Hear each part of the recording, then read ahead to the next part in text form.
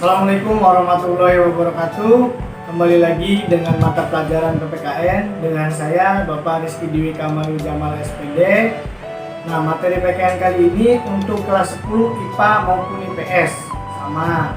Nah, sebelumnya saya ingin mengucapkan selamat datang untuk kelas 10 IPA dan IPS yang baru. Semoga kalian menjadi siswa-siswi yang berprestasi ke depannya.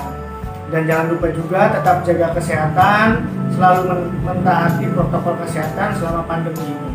Nah, berhubung sedang pandemi, maka sistem pembelajarannya juga menggunakan daring atau virtual atau yang lebih gampangnya online. Nah, nanti saya akan menyampaikan materi-materi PKN melalui sistem daring.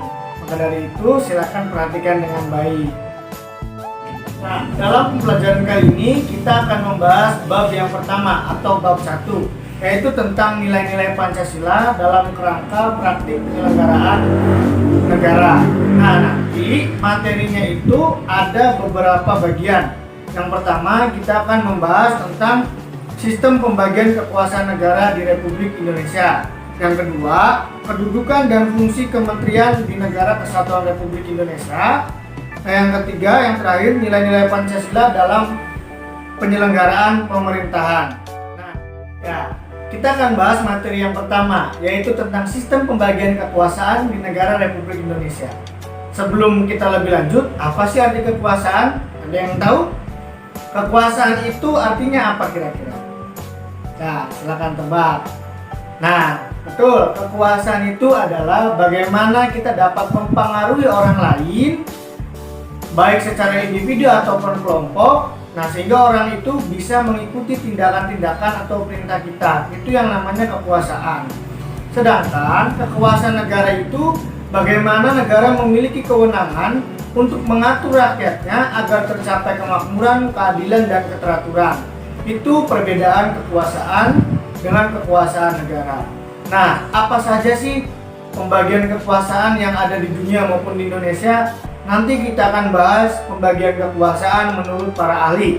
Ada yang menurut John Locke, ada yang menurut Trias Politika, dan nanti kita akan bahas yang terakhir menurut Undang-Undang NRI 1945. Oke, kita akan membahas pembagian kekuasaan menurut ahli. Yang pertama menurut John Locke. Ada 3 pembagian kekuasaan. Yang pertama itu ada legislatif, kedua eksekutif, dan yang terakhir federatif. Apa itu pembagian legislatif atau kekuasaan legislatif menurut John Locke? Berarti pembagian kekuasaan untuk membuat undang-undang. Yang kedua, pembagian kekuasaan eksekutif, berarti yang menjalankan undang-undang. Sedangkan yang federatif yaitu pembagian kekuasaan untuk melaksanakan hubungan luar negeri. Itu menurut Bapak John Locke. Oke, kita akan membahas pembagian kekuasaan menurut Montesquieu atau Trias Politika. Ada 3 pembagian kekuasaan. Yang pertama ada legislatif, kedua ada eksekutif, dan yang terakhir ada yudikatif. Nah, pembagian kekuasaan legislatif itu tugasnya adalah membuat dan membentuk undang-undang. Yang kedua, kekuasaan eksekutif itu tugasnya untuk menjalankan atau melaksanakan undang-undang. Dan yang terakhir ada kekuasaan yudikatif. Nah, tugasnya ini adalah kekuasaannya mempertahankan dan mengadili dari terbentuknya undang-undang atau pelaksanaan pada saat undang-undang sudah dibuat. Nah, itu pembagian kekuasaan menurut Montesquieu atau dikenal dengan Trias Politika. Nah, ini yang ketiga, pembagian kekuasaan menurut Undang-Undang Dasar Negara Republik Indonesia tahun 1945. Nah, di negara Indonesia, pembagian kekuasaan itu dibagi menjadi 2 bentuk atau 2 jenis. Ada horizontal atau sejajar, ada yang vertikal, dari atas ke bawah. Kita akan membahas dulu yang horizontal atau sejajar. Nah, pembagian kekuasaan ini diawali dengan konstitutif, yang kedua eksekutif, yang ketiga legislatif, yang keempat yudikatif, yang kelima eksaminatif, dan yang terakhir adalah pembagian kekuasaan moneter. Pembagian kekuasaan konstitutif ini tugasnya adalah dipegang oleh MPR untuk mengubah dan menetapkan batang tubuh Undang-Undang Dasar. Yang kedua, pembagian kekuasaan eksekutif adalah pembagian yang dipegang kekuasaannya oleh presiden. Dalam artian lain, menjalankan pemerintahan menurut Undang-Undang Dasar Negara Republik Indonesia tahun 1945. Yang ketiga, legislatif. Nah, berarti tugasnya adalah dipegang oleh DPR dan DPD, yaitu untuk membentuk undang-undang. Yang keempat, ada kekuasaan yudikatif.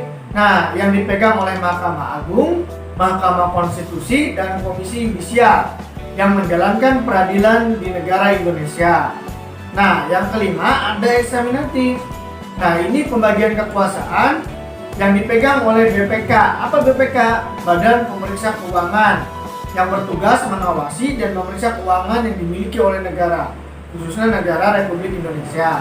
Nah, yang terakhir ada moneter atau kekuasaan moneter, yaitu kekuasaan yang dipegang oleh Bank Sentral Indonesia untuk menjaga kestabilan dan memelihara nilai rupiah yang ada di negara kita. Nah, itu secara horizontal. Sekarang kita bahas yang vertikal, dari atas sampai bawah. Nah, vertikal ini berarti dari pemerintah pusat sampai pemerintah yang paling bawah atau pemerintah daerah. Berarti bisa ditarik dari presiden, gubernur, bupati atau wali kota, camat, bapak lurah, kepala desa atau PU, bapak RT sampai bapak RW sampai bapak RT.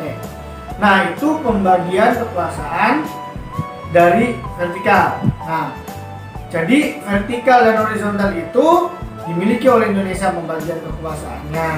Nah, sampai sini kalian harus paham, ya. Jadi pembagian kekuasaan tadi ada menurut John Locke, ada menurut Montesquieu, dan menurut Undang-Undang Dasar NRI 1945.